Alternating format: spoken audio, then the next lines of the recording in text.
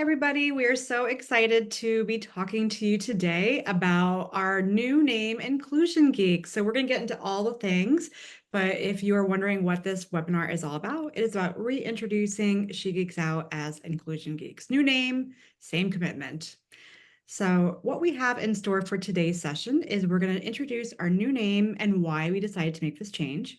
We'll talk a little bit about who we are today, our offerings. We'll give a little bit of a sneak peek into our facilitation style, and we'll end with crafting your L&D programming. So that's what we have in store for today. But without further ado, allow us to reintroduce ourselves. So we're going to start off with some introductions. And so Rachel, I would love for you to go ahead and introduce yourself to kick us off with. Sure, I'd be happy to. Thank you so much for having me. My name is Rachel. My pronouns are she, her. And while I was in the Boston area, I now live in sunny San Diego. Some fun facts about me is I am a volunteer at the San Diego Zoo, which means I get to see no animals. I just get to help humans find out where things are. And I geek out about running. I am watching a lot of tennis when the opens are on. Certainly politics, we see you, fall 2024. And I like some comedy podcasts. So that's a little bit about me. Oh, also, and what I do here at Lovely Inclusion Geeks is I do a lot of different things. So I do a lot of operations, strategy, marketing, sales, tech, finance, all that good stuff. That's me and my team. Classic startup with multiple hats, small business, multiple hats. Thank you, Rachel. So I'll introduce myself as well. So I'm the co-founder, co-CEO along with Rachel. My name is Felicia Jadczak. I also use she, her pronouns. And a little bit about me, I am based in Western Massachusetts, which is the traditional lands of the Nipmuc and Pocumtuck peoples. I am married to a donut maker. Yes, it is tricky because there are donuts around at all times, in case you were wondering. I have no kids, but two cats, Jean-Luc Pacat and Julius, who are the loves of my life. Don't tell my husband. And some of the things that I am really excited about are I love to look out for street art and graffiti wherever I go. I'm really into pottery, and I've been exploring that art form the last year or two. So I'm excited about making things with my hands. I'm very involved in community arts and local arts, and I serve on two committees in my town that have to do with arts in our town. I'm also excited about ghosts and true crime in my private time. So that's a little bit about me, and what I do at Inclusion Geeks is I head up our facilitation team and I oversee all of our L&D programming. So we are so excited to reintroduce our company to you as well. And we thought what better way to do that than to go through a little bit of our timeline, because spoiler alert, this is not the first time that we've actually changed our name. So Rachel, why don't you kick us off and talk a little bit about how we got started and then how we evolved into our previous name and our previous incarnation. My gosh, look at the number of years on this timeline. It is kind of wild. So, yeah, back in 2008, I was a woman in tech. And I did not have enough women in tech people in my life. So I started a local chapter of the Girl Geek Dinners. There wasn't one set up in Boston. Girl Geek Dinners is an organization around the world where you can sort of set up a local chapter wherever you want. And we had lovely little dinners and hung out. And then I kind of sort of put it sort of in the background, but I saw a Facebook page and a website and stuff. And so then in 2013, Felicia's incredible mentor, former boss, Julia Austin, reached out to me and said, "Hey, we did this in the Bay Area. We want to do something in Boston. We're in Boston now. This is VMware. That's the 2013 one." And it was pretty incredible. And I'll let Felicia chat about her side of that experience. It was also incredible for me, in case anyone was wondering. But yes, it was super fun. So as Rachel mentioned, my boss, Julia Austin, came to me. I had just started doing some work for the company in terms of supporting their women engineers and creating community. And so she said, make something happen. So Rachel and I and some other volunteers got together. We put on this amazing event in 2013. And what I always like to say is that it was very typical Boston weather because it was cold and rainy in June. And I feel like people go out in the snow, but they don't like to go out in the rain. And so I was really nervous that we wouldn't have a lot of people show up, but we had over 80 women in the space, meeting each other, excited, having food, drinks, hearing from great speakers. And there was such an energy that was in the air. And I still remember I came up to you, Rachel, afterwards. It was the first time we'd met in person. And I said, this was great. I would love to help out with whatever you got going on in the future. I Yeah. don't know if you remember what you said to me, I was but like, yeah, we were, of course, yes. And what was so lovely was so many people came up to us afterwards and wanted to get involved, wanted to sponsor future ones. And so we were like, yes, but we didn't have any plans. And it really started out, I think, of our way of being in the world, which is the yes and approach. So we just sort of said yes, and let's do this and let's do that. And so we started to have more and more events. We started to get a little bit more established. So we decided to incorporate, and that was when we changed our name in 2015 to She Geeks Out. And that's the name that we had up until just a few weeks ago. Although we did make a little bit of a tweak. But then between 2015 and 2017, we continued to run events. But we realized that something was missing. We had one of our sponsors actually reached out to us and said, "Hey, we're looking for some unconscious bias training." And yet again, the yes and approach we took. And we, with the help of some incredible other folks, built out 2 workshops, one focused on creating an inclusive culture, one on recruiting and hiring inclusively. And that was, we fully launched it in 2017. You wouldn't know it from listening to me now and watching me now. I am a self-proclaimed introvert, though I do have some extroverted tendencies, of course. Felicia is the amazing person who does the facilitation, and I was sort of in the background doing all the website magic and the blog posts, etc., and encouraging Felicia tremendously during those early days of facilitation. huge help. For anyone who's seen me facilitate or knows my work and my style, you'd probably be truly shocked to see me back in those days, because during every break, I would make Rachel come with me to all my facilitations, first of all. And then during every break, I would go to her and say, "Is it going okay?" Because I was so nervous about it. But it was great. It was fabulous. And along this point too, we both transitioned from having this be our side project, our side hustle, to having this be our full-time career. And that was a huge leap for both of us. And so 2016, towards the end of the year, it's been just about 8 years at this point that we kind of both took that leap. And we launched the training in early 2017. Then we also became B Corp certified. We started expanding. We started actually hiring employees, which was amazing. And we had a team. And we really built out this cool, awesome company where we had events for women and their allies in tech and beyond. And we were hosting events in Boston, New York, and the San Francisco Bay Area, multiple events, multiple times a month in each location. And we had our diversity, equity, and inclusion training as well. So then what happened then, Rachel? Well, funny story. So in the spring of 2019, so we started to increase our offerings, and it's worth noting that, again, to take the yes and approach, and we don't do anything cookie cutter, we ended up building out a lot of new workshops, and that's just something that we've always expanded on. So if you go to our website, you'll see so much more than those 2 workshops. And then in the spring of 2019, I let Felicia know that I was moving to San Diego at the end of that year, to which she said, "I don't know how we're going to do this with you being remote." So 3 months later, the world shut down, and We we figured it out. we And figured it what out. was actually great is we had a bit of a advanced notice because we had already put in place a lot of practices and platforms and processes. And so we were relatively well equipped to handle the very abrupt shutdown, but it was very abrupt. And we essentially lost our community side overnight, and the training side was not doing much better. So from March 2020 till end of May 2020, it really looked like that might be the end of our story.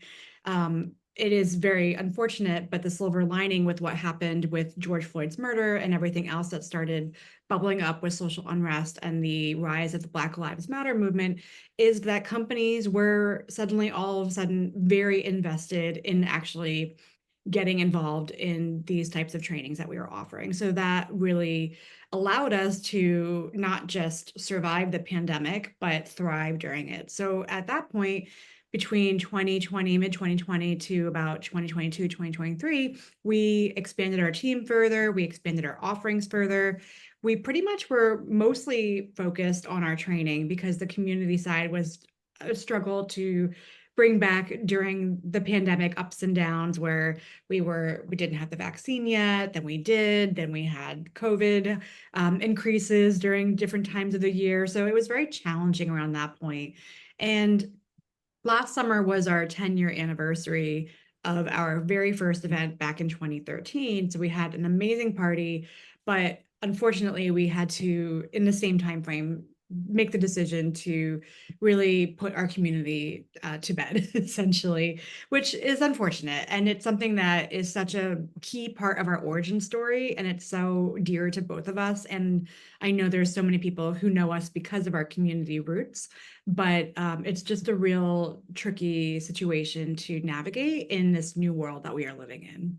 Yeah, and it's worth noting too that it's it's not just us. Unfortunately, we saw so many organizations, and we continue to see so many organizations that support equity and equality in the workplace, and specifically gender equity. And we're seeing a real pullback on that. So I think we've seen a lot of organizations take a pretty big hit. So yeah, so 2024 has also been a really interesting year for a variety of reasons. Yep, but that brings us to the new name. And so this decision, as you can see from our history, this is not the first time that we have decided to make a big name change like this. So it is not a decision we take lightly. It is a lot of work and thought that goes into it. But we really wanted to reflect the fact that we are a different company today than we were in 2019, 2020. And we have a different focus. We are primarily, and actually not even primarily, we are 100% focused on our training offerings. We'll talk a little bit more about what we offer in just a minute, but we wanted to acknowledge that we have pivoted and shifted and morphed and changed, and we wanted to have a name that felt right for this phase of our company life. And so we made the decision to go with Inclusion Geeks for a couple of reasons, and just would like to talk a little bit about why we're really excited about this name and why we think it makes so much sense for our company right now and the future of where we might be going. So Rachel, do you want to start us off with why Inclusion Geeks? Yeah, sure. So, obviously we took a lot of time to think about what would be a good change, because while She Geeks Out was so resonant, it obviously was much more tied to the community work that we did. So we wanted to have something that was really true to all of the work that we're doing now, as well as very true to our origins. So when we thought about it, we wanted to make sure that we kept the word geek in. I mean, that is definitely core to who we are. We have a phrase where we say, we embrace your awkward. That's what we're about. We are passionate about this work, and we want to encourage other people to sort of geek out with us about this space and this really important work. From the inclusion side, when we're starting to think about different words that we wanted to sort of pair with it, there were so many different ways to go. Diverse, look, we are a DEI organization. We love every single one of those words, and all of the others that encompass this work. But when we thought about the word that we would use, we chose inclusion because we believe that of the words, it felt the most accessible to folks. Diversity is still kind of confusing for a lot of people. A lot of folks don't necessarily know what diversity means. They might tie it just to race or just to gender. And it really does mean so much more than that. When we think about equity, the word can be really confusing to folks. What is the difference between equity and equality? Is equity something that has to do with the VC firm? That's not who we are. So when we think about it, inclusion makes a lot of sense, and it really is about who we are. We do want to make sure that everyone feels included and belongs. So Inclusion Geeks really fits very well for who we are today and who we believe we will be in the future as well. Yep, thanks for outlining that so well, Rachel. So before we shift gears and talk a little bit about who we are today and what we offer, I thought it'd be fun just to do a very quick peruse down memory lane. So for anyone who's been around since the very beginning, you may recognize some of these pictures. Hmm. So these are just a couple of quick pictures from some of our earliest events that we put on. And you'll see here that this is a picture from our very, very first event that we held in June 2013. We've got pictures of Rachel's favorite thing, which is raffle prizes, And look at my and brown my hair. favorite thing, which is holding a microphone. So just a couple of our earliest events. These are a few of our other event pictures. And because I love you all so much, I made the decision to include literally the worst picture ever taken of me, which is this one in the corner here when I did a talk on the training that we were giving at a university. That's amazing. This is from more of our later stages pre-pandemic. So this is some of our team members when we held our very first, and turns out to be maybe last, but hopefully not last in-person summit, where we had the incredible Roxanne Gay as our keynote speaker. And this was in September 2019. So just a few months before everything went off the rails. And this is a not amazing picture, but shows you about how we love to embrace the awkward, because this is a still from our very first virtual community event, which was with Facebook or Meta. And they were an incredible partner because we shifted gears very, very quickly to move from an in-person event in 2020 to a all virtual event. For anyone who was part of that event, you may remember that they asked you what you preferred, cookies or wine, and then they shipped it directly to your house. So even in peak early stage pandemic, we were able to have community and come together. So just a couple quick fun pictures. We have a lot more, but we couldn't spend this webinar talking just about that. So, all right, let's talk about who we are today. So, Rachel, I'd love for you to start us off by talking a little bit about who is Inclusion Geeks. Oh boy. So yeah, so as you can see from this slide, so as we've already discussed, we offer training on all things DEI, and we do it in a variety of ways. And we were founded in 2015, as we talked about. We are Storm certified and partners and providers.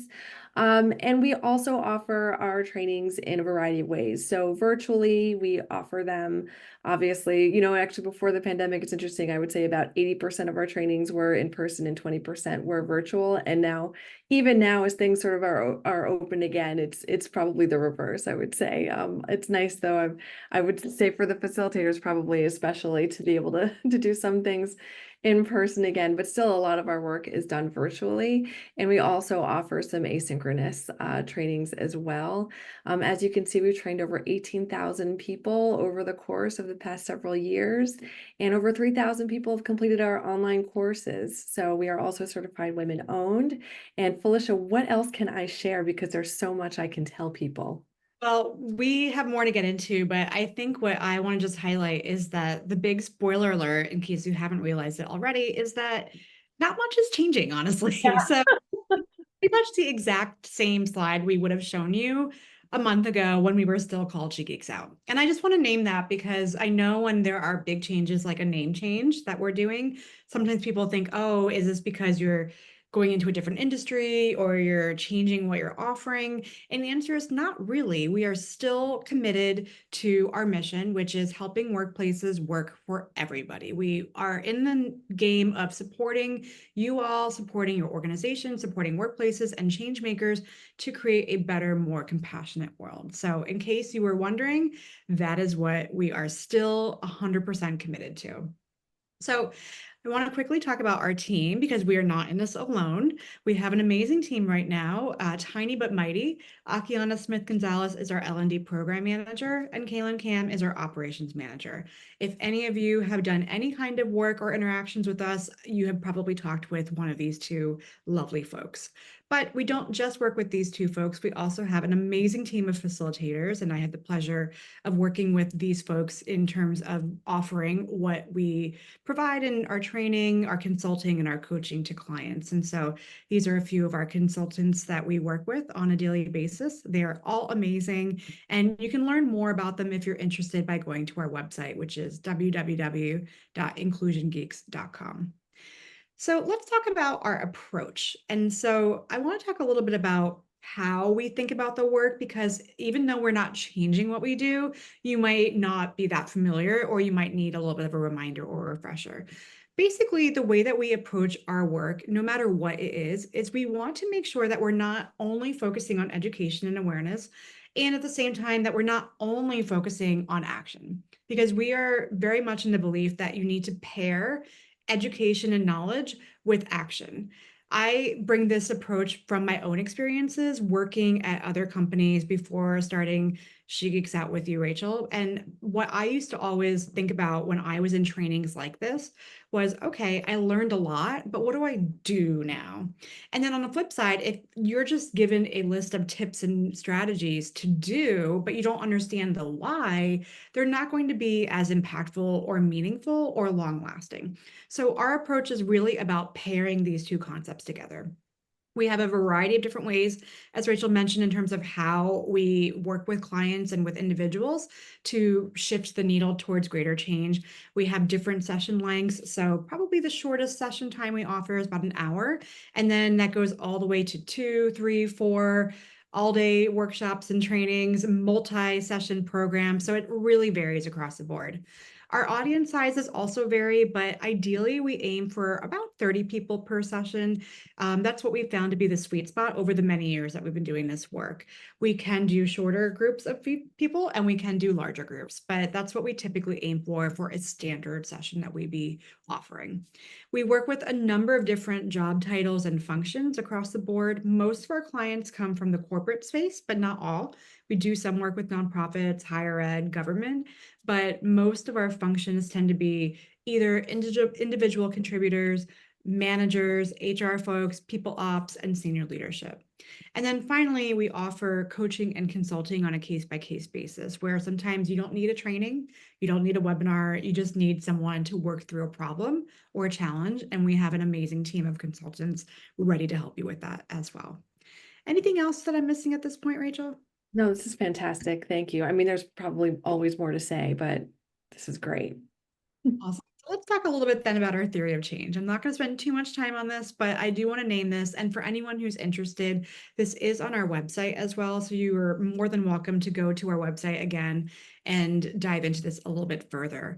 But when we're thinking about our work and DEI work in general, if we're thinking about using a change management approach, that's going to involve applying principles and methodologies that we might more traditionally associate with org change work to get to that transformation stage. So this is how we again think about our approach to this work. And we've created a few different action steps that we know, and we know through research and through experience and through time and doing this work over time, that are really critical for folks to look and think and do in order to witness shifts in behavior, in thinking, and in processes.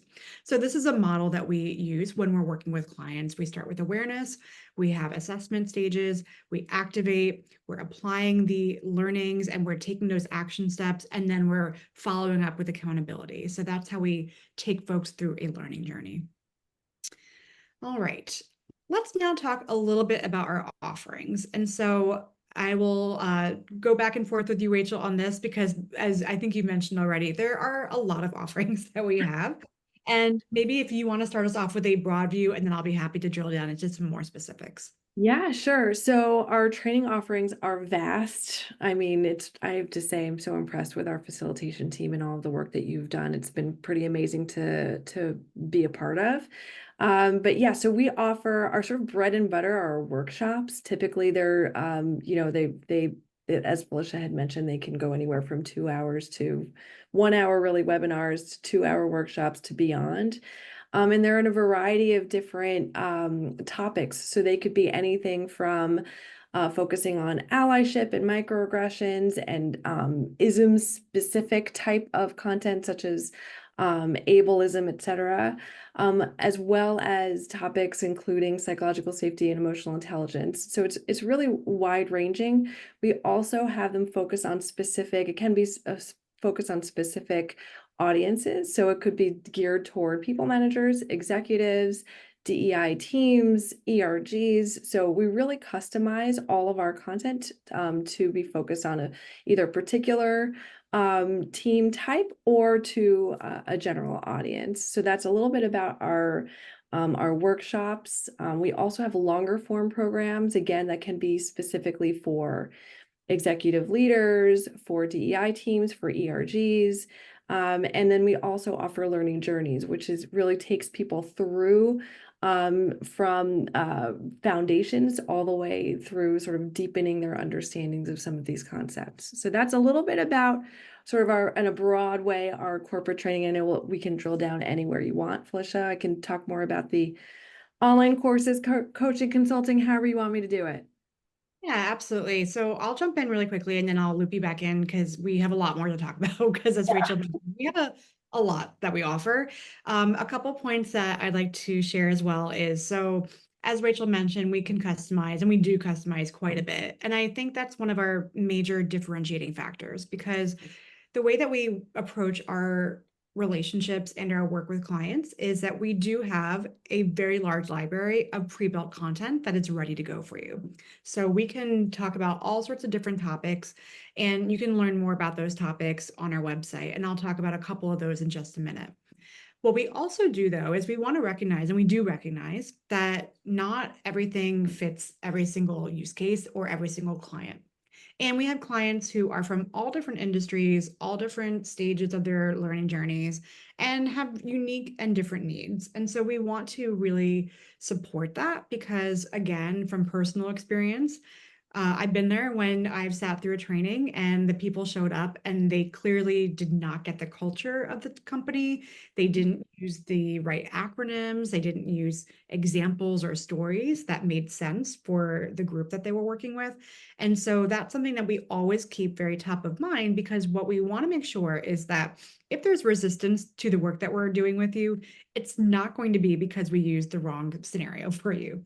So we customize all of our content to some extent. And sometimes what that looks like is it's very minor. So for example, if you are engaging in an unconscious bias workshop, but your team and your company prefers to use implicit bias versus unconscious bias, we will match our language to make sure that it aligns with the language that you're using internally.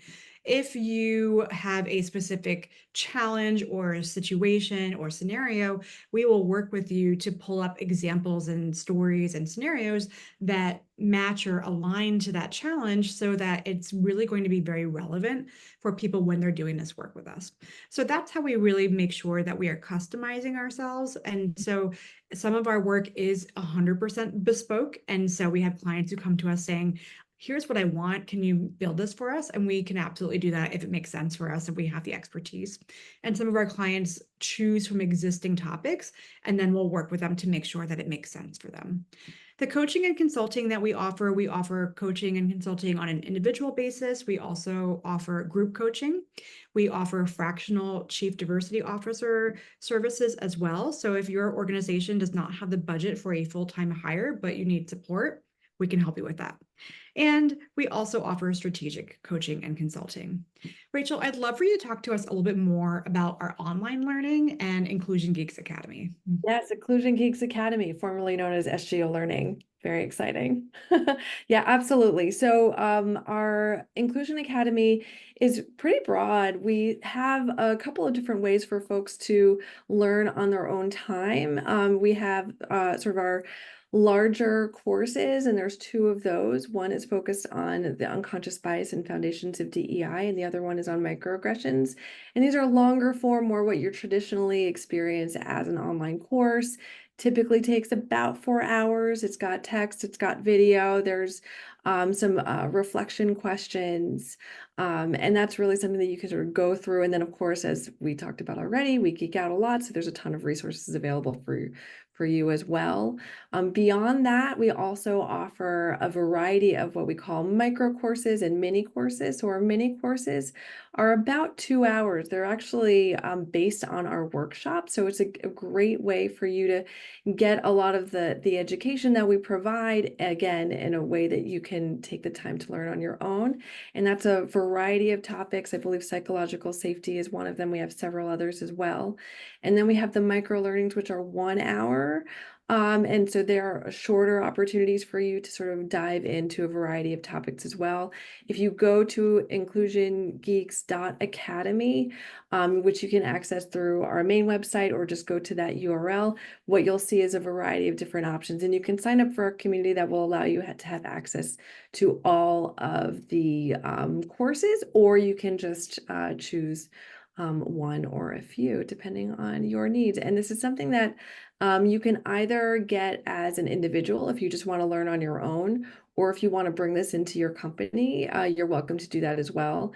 One of the things I love about our unconscious bias online course offering, especially if you are a larger organization or an organization that's continuing to grow, it's an excellent onboarding tool and it's a great foundation for folks. So we have several clients where what we do is we offer the online course as that foundational offering to all of their employees. And then what we do is we pair that with live facilitated workshops that are maybe they get into some more deeper topics.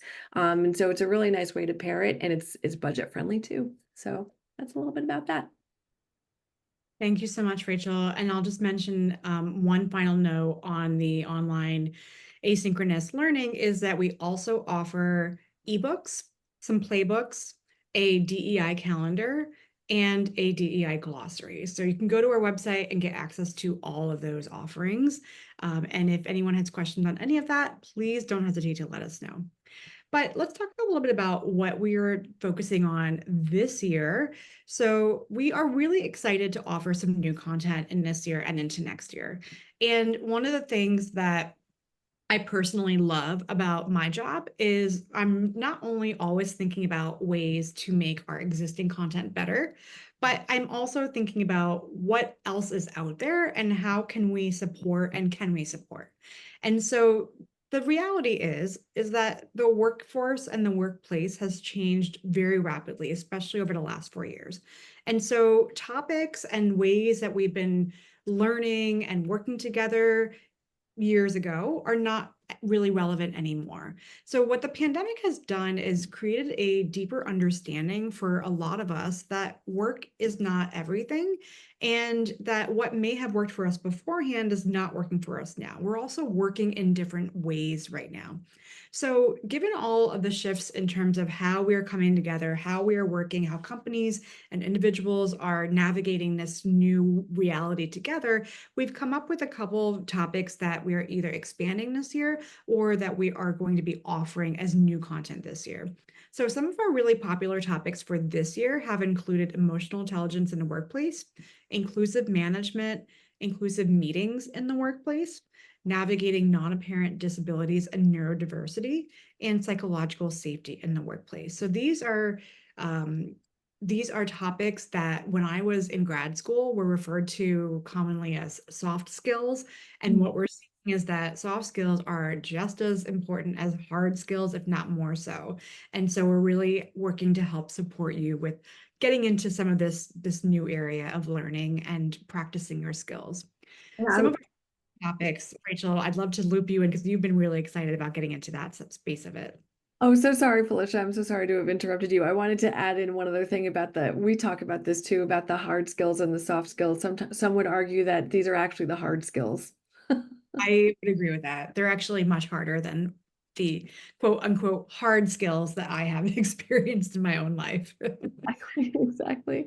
Yeah, so, we have conducted quite a bit of research over the past few years, and certainly talking with our clients about what they're struggling with and what they're interested in for future.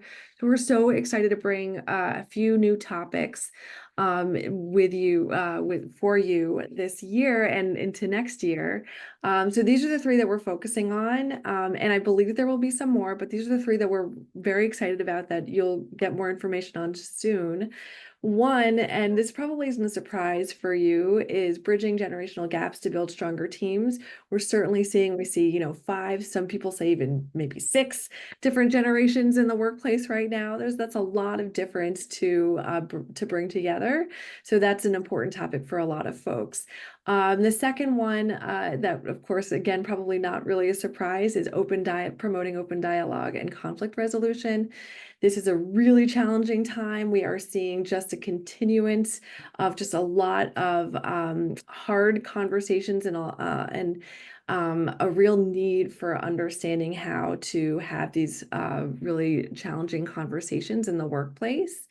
And then the third one is building a values-driven workplace. We're seeing a lot of people who are entering the workforce, who are in the workforce, who are really, as Felicia mentioned, it's really about there's that shift into having work be a part of your life versus your life just being a part of your overall work. So the priorities for a lot of folks is about valuing what you're doing for your life and how you build work into that. And so a lot of folks are really interested in making sure that what they are, the organizations that they're working for are values focused. They want to make sure they're aligned with the companies that they work for as much as possible. So we want to make sure that we're supporting companies and understanding what that means and how to do that. So those are the three topics. We'll be sending out some more information after.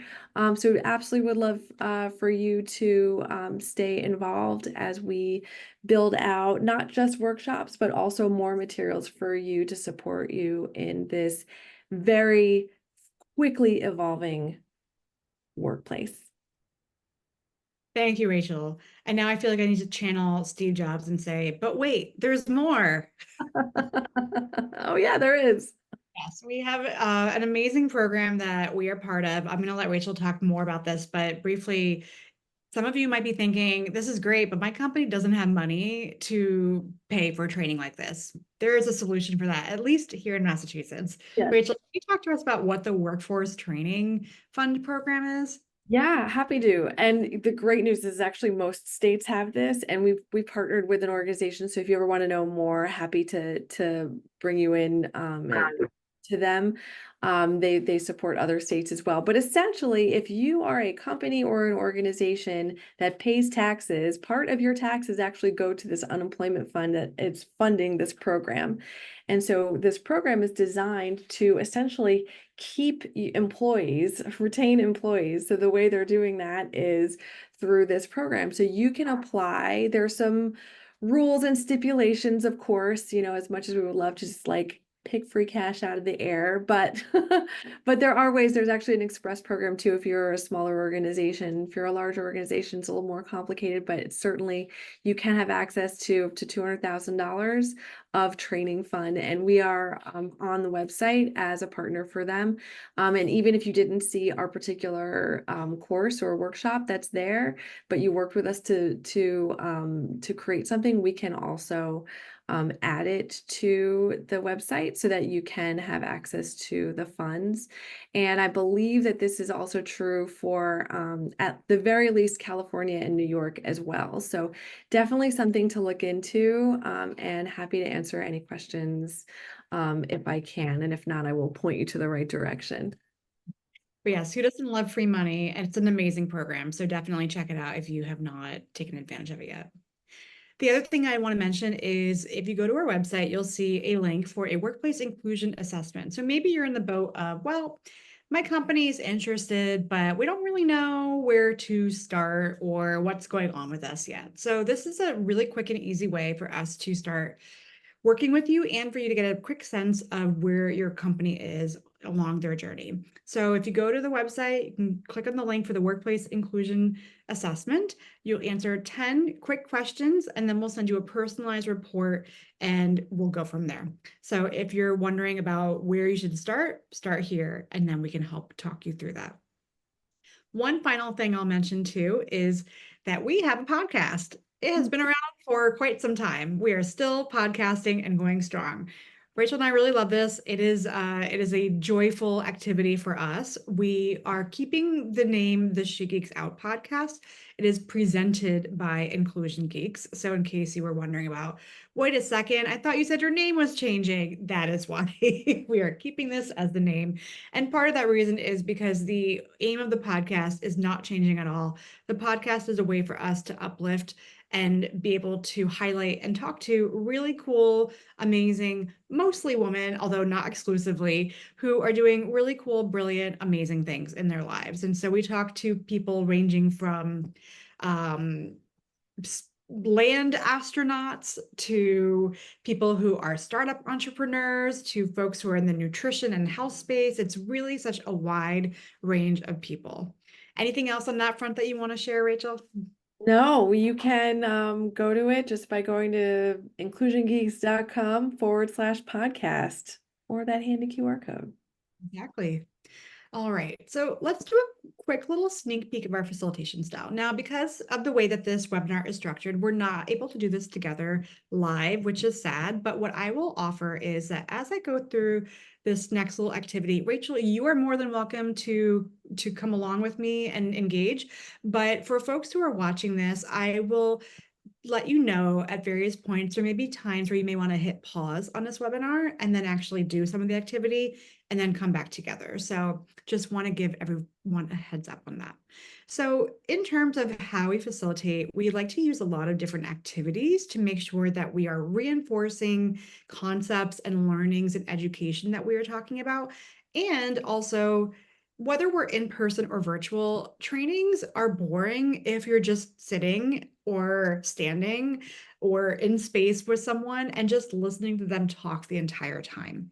So activities are a great way for us to break up the monotony and also to help clarify both of those concepts and give you a chance to reflect a little bit more on your own. So this activity I personally really love. We call it Tiny Monsters, Tiny Superheroes.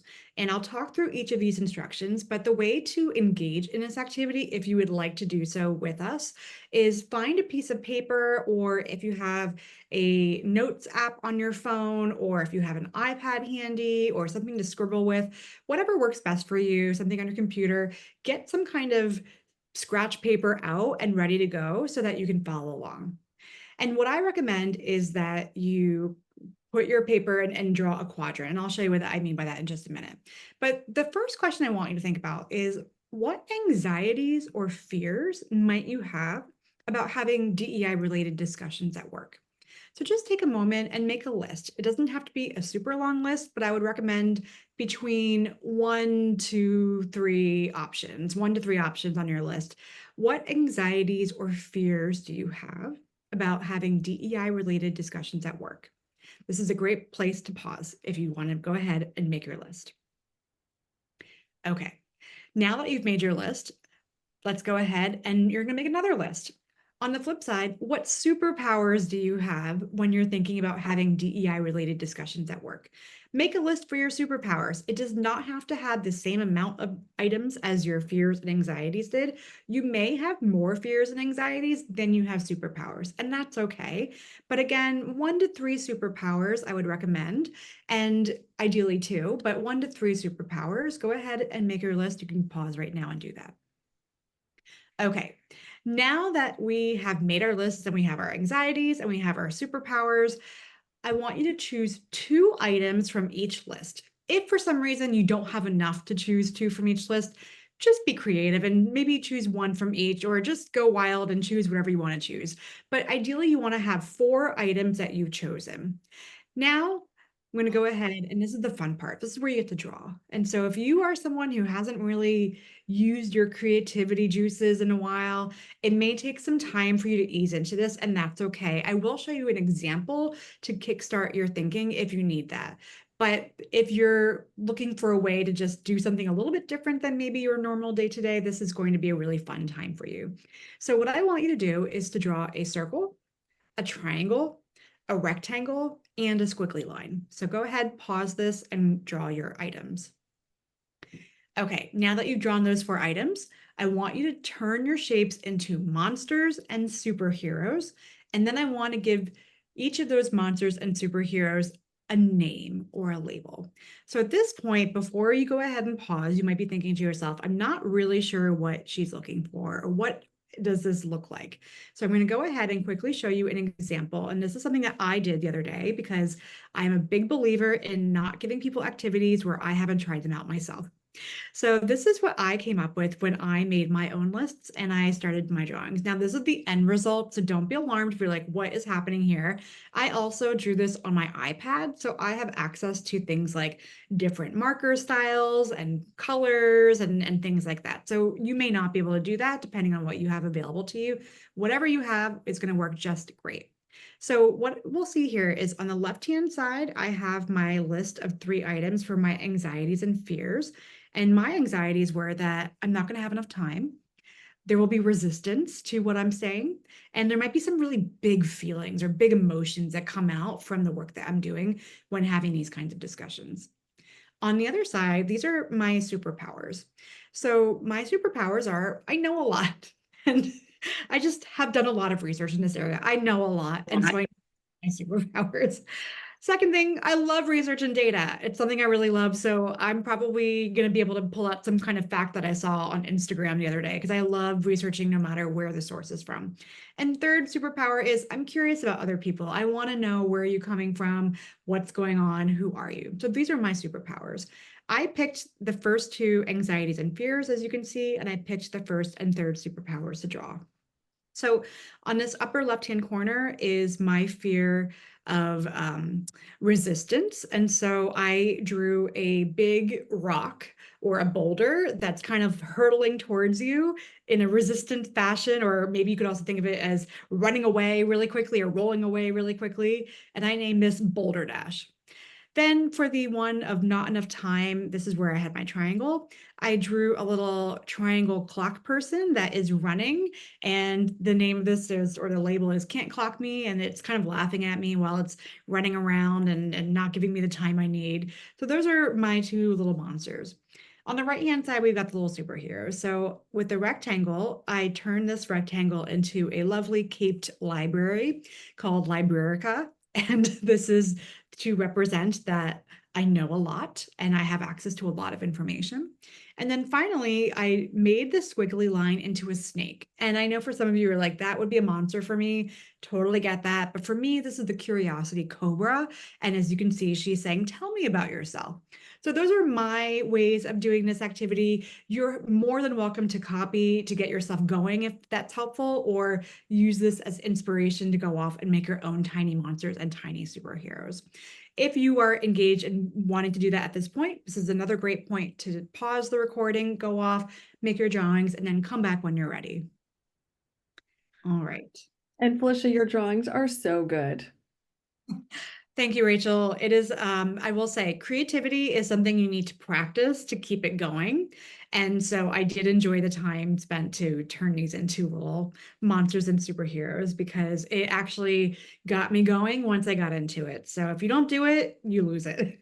So highly encourage people to just play around with this, even if you're not doing it exactly how we outlined it. Love it. Now that you're back together, we're not going to do this live, but these are some processing questions that you can use to reflect as you finish out this webinar with us and later on. Because what I want you to think about is, does your monster actually exist? Is there evidence that your monster exists? If and maybe when your monster shows up, how can we handle it? Because the act of naming something is really powerful. And by naming and recognizing and drawing and creating what we're scared of or what we have fear around allows us, it actually might sound counterintuitive, but it gives us a little bit of extra ability to then think about how do we handle that? Because if it's just a big unnamed fear, there's almost no way to start working into it. On the flip side, for your superheroes and your superpowers, I want you to think about who or what could you become if and when you lean into naming and leveraging and using your superpowers. And we're not in this alone because superheroes, there's so many examples to draw from. But I think if you look at any of these Marvel movies that have come out lately, you know, they're all on a team, right? Like we got the Avengers, we've got people who are working together. So how can we support each other now that we've been able to name our superpowers and our tiny monsters? What can I do to support my teammates, to support Rachel? What can Rachel do to support me? And what can you do to support yourself with your team structure and your organization?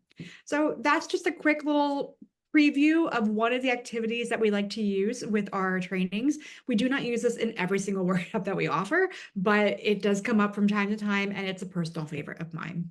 Rachel, anything that you want to add in as you've come along on this little journey with me? No, I'm so glad that you've done this. I think that it's just such a great example of how we really like to engage with folks. And it's just one example of so many different ways, because we understand that people have so many different ways of learning. There's so many different modalities. So thank you for sharing this one. Thanks, Rachel. All right, we have just a couple quick things to go through before we start to wrap up. So the last thing that I want to talk about is thinking about crafting your L&D programming, or thinking about your inclusion journey, because every company and every person is at a different point in your understanding, your maturity, and your learning journeys. And so part of knowing where you are today means that you need to know, what do you want? What do your employees want and need? And what skills might need some refreshing or may need some bolstering? Then we can go into the how and talk about strategy and the plan, and then go from there. So this is a great time for you to start thinking about your learning journeys and your programs and your roadmaps, because we're entering into Q3, the end of Q3. We're looking forward to Q4. And a lot of you may be starting to plan for 2025. So I want to just briefly talk about a few essential tools that we think are really important to have in your L&D programming toolbox when you're coming up with your roadmap. So first, assessments are really important. We can look at this as a way to get a baseline understanding of where your folks are, where you are in your learning and your knowledge. And it's a great way for us to measure. And so a lot of times people are asking, how do I measure? How do I know if I have learned anything? How do I know if there have been any shifts? Assessments are going to be the way that you are able to measure some of that shift and movement. When we're talking about research and data, that is something that, if you haven't gathered already, we love here at Inclusion Geeks. We are geeks about research and data. And so we use data from our previous programming and our experiences. We are constantly doing research and data collection to make sure that we are on top of the latest trends. We are very big believers in citing our sources. So we offer a plethora of resources that a lot of times are made up of all of the articles and papers and reports that we have gone through when we've crafted our workshop, so that you have access to that as well. And so research and data is where you are able to then also compare yourself against similar companies and other benchmarking and success metrics. Buy-in, you're wanting to get buy-in not just from top down, but also from bottoms up. And so we help support you with crafting your message, communication strategies, thinking about how to build in feedback loops, and we'll help you share how and why that programming will benefit your organization and people move the needle. In terms of resources, you'll be wanting to think about who or what can support this programming plan, because it may be several different folks. It may be us and partners. It may be other folks internally for you. So you're going to want to think about who is going to be part of this plan, and make sure that you're assessing your capacity, because you don't want to overextend yourself and not have the plan go off the way you want it to. So you want to be realistic about what resources are available to you. In terms of the ROI, budget, we've got to talk about budget. Now, we gave you an amazing resource with the Workforce Training Fund, and if that's available to you, take advantage of that. But for some of you, that may not be available. And so if you are looking at your own internal budget and you're looking at those line items and you're thinking about how much, when, where is this happening, you can think about, how are you going to measure success? Are you going to be looking at this from a short-term perspective, a long-term perspective, or both? And we like to talk about how to think about this and how to frame this through the value to employees. And so it's not just about checking the box and saying, great, we spent this money, we did this thing, we fixed ourselves. It's about thinking about, what are the needs, what are the areas of opportunity for you, and how can we assess how this holistically is going to help support you and your employees going forward. Now, finally, expanding learning opportunities. Sometimes money is tight, especially for an individual contributor. You may not be able to leverage things like the Workforce Training Fund program. So there's a lot of options out there. That's why we have so many different ways and different platforms of offering our learning to you. We also have a lot of free resources too. So check out our website, follow us on social media. We have a lot of webinars and videos on our YouTube channel that you are able to access and get into. Inclusion Geeks Academy has a ton of information available to you as well. And you can also think about how you might be able to use some individual professional development funding, if you have that available for you, to leverage that into your professional development plan for 2025. So just a couple tools in your toolbox. There are probably more out there too, but this is how we like to help support you, no matter where you are or what company you're working for, if you're on your own, or what point you are in your learning journey, to help you get a little bit further along. So with that being said, we are going to just do some wrap up. So Rachel, what's coming up next for us in terms of our public calendar? Well, you've got it on there. So you may or may not have heard, but there's kind of a big election coming up pretty soon, and there's a lot of anxiety around it. And I think there's that, of course, as we just talked about, manifests in the workplace because we're humans and it's really hard to separate and compartmentalize. And so we are going to hold a webinar at the end of October on how to manage discussions about the election in the workplace. It's from 12 to 1 Eastern. The lovely and talented Felicia Jadczak will be leading it. We may have a surprise guest. We shall see. I'm whether that's myself or someone else, TBD. Yeah, looking forward to that. And we may have a few other things in the hopper going forward. So mark your calendars. Yep. And the best way to stay on top of what we're doing is go sign up for our mailing list on our website. Again, that's www.inclusiongeeks.com. We are also on YouTube, LinkedIn, Instagram, and kind of Facebook, but not really. So I would say LinkedIn and Instagram are the best places to follow us socially. LinkedIn is where you'll also be able to find all of our events and all of our upcoming thoughts and things that we're putting out there. We have a newsletter that goes out regularly. Our podcast is coming to the close of our season, but all of our episodes are available on places where you can listen to podcasts. And we send out and write a ton of different articles and blog posts on a regular basis as well. So all of that good information is on our website. So thank you so much for listening to our journey and allowing us to spend some time sharing where we've been, what we're doing now, and what we're thinking about for the future. We'll probably come back to this topic towards the end of the year and let you know what our thoughts are for 2025, but we still got some time in 2024 before we do that. So thank you, Rachel. Thank you. Thank you very much. This was great.